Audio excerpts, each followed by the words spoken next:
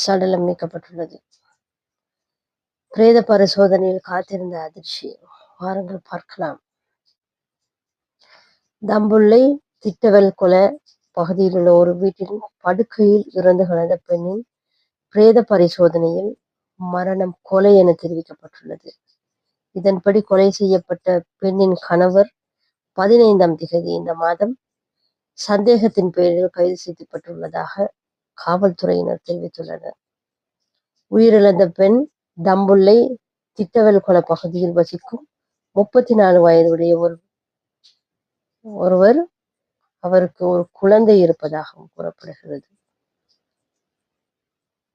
அவர் கலேவல வலயக்கல்வி அலுவலகத்தின் மேலாண்மை சேவைகள் அதிகாரியாக பணிபுரிந்துள்ளமை குறிப்பிடத்தக்கது. சந்தேக நபரின் வாக்கு